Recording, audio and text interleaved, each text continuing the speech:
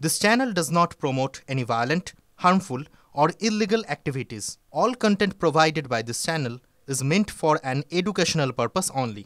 Top quality और consistent performance के लिए सिर्फ सिल्वर पंप नाम याद रखना। মনে করা হয় এসআইপি বা সিস্টেমেটিক ইনভেস্টমেন্ট প্ল্যান হলো বিনিয়োগের সেরা পদ্ধতি। কোনো মিউচুয়াল ফান্ড সব সময় এক বা একাধিক বিশেষজ্ঞ ফান্ড ম্যানেজার দ্বারা পরিচালিত হয়, ফলে বিনিয়োগকারীদের অর্থ বাজারের ওঠাপড়ার মধ্যেও সুরক্ষিত থাকে। বাজার সব সময় ওঠাপড়ার মধ্যে দিয়ে যায়, ফলে বাজারকে টাইম করতে যাওয়া এক কথায় বোকামি বা নির্বুদ্ধিতা বলেছেন স্বয়ং ওয়ারেন বাফেট। কিন্তু এসআইপি এই ক্ষেত্রে একটা গুরুত্বপূর্ণ ভূমিকা পালন করে। মার্কেট টাইম করার বদলে এসআইপিতে কম্পাউন্ডিং এর একটা বিরাট সুবিধে পাওয়া যায়, আর সেই কারণেই বলা হয়ে থাকে এসআইপি হলো বিনিয়োগের সর্বোত্তম পদ্ধতি। বাজারে টাইমিং করার বদলে বাজারে সময় দেওয়া সবসময় বিনিয়োগের ক্ষেত্রে বেশি রিটার্ন নিয়ে আসে, মনে করেন বাজার বিশেষজ্ঞরা। গত কয়েক বছরে ঘরোয়া বিনিয়োগের কারণে ভারতের শেয়ার বাজার একটা দারুণ র্যালি দেখিয়েছে। এছাড়াও মিউচুয়াল ফান্ডে খুচরো বিনিয়োগকারীদের ক্রমাগত বিনিয়োগ এই বিষয়ে একটা অনুঘটকের কাজ করেছে। কিন্তু নভেম্বর পরবর্তী সময়ে শেষ 10 দিনে ঘরোয়া ও বৈশ্বিক কারণে ভারতের বাজার একটানা পতন দেখেছে। বাজার এখন পড়ছে কেন?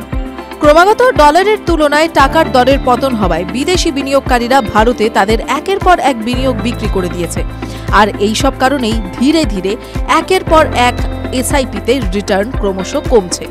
অনেক ক্ষেত্রে তা নেগেটিভ রিটার্নে পরিণত হয়েছে, আর তার ফলে আতঙ্ক বাড়ছে খুচরো বিনিয়োগকারীদের মধ্যে। কারণ ইকুইটি মার্কেটে বিনিয়োগের সবচেয়ে সহজ, কার্যকরী ও নিরাপদ মাধ্যম এসআইপিও নেগেটিভে রিটার্ন দিচ্ছে। কিন্তু এমন অবস্থা আসলে কি সংকেত দিচ্ছে? বিনিয়োগকারীদের কি এসআইপি বন্ধ করে দিয়ে সব টাকা তুলে নেওয়া উচিত, নাকি বিনিয়োগ এগিয়ে নিয়ে যাওয়া উচিত? নিজের বিনিয়োগে নেগেটিভ রিটার্ন দেখতে কখনোই ভালো লাগে না বিনিয়োগকারীদের, ফলে এখন বাজারের এই অবস্থাতেও খুব একটা আনন্দে নেই তারা। কিন্তু যেসব বিনিয়োগকারীরা অনেক দিন ধরেই বিনিয়োগ করছেন, তাদের কাছে বাজারের এই উত্থান বা পতন খুবই গা সওয়া একটা বিষয়। কিন্তু যারা করোনার পর বাজারে বিনিয়োগ করা শুরু করেছেন, তারা এতদিন তাদের বিনিয়োগে একটা বিরাট রিটার্ন দেখেছেন। এমন অবস্থা আগে তারা কখনো দেখেননি, ফলে এই অবস্থায় কি করণীয় তারা তা বুঝে উঠতে পারছেন না অনেক ক্ষেত্রেই।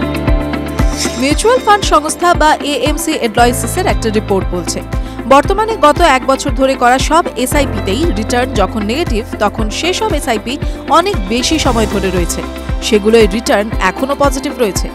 এটিকা ওয়েলথ অ্যাডভাইসারের ডিরেক্টর নিখিল কোঠারি বলেন, এটাই এসআইপি চালিয়ে যাওয়ার সেরা সময়। বাজার আরও পড়লে বিনিয়োগের পরিমাণ আরও বাড়িয়ে দেওয়া উচিত।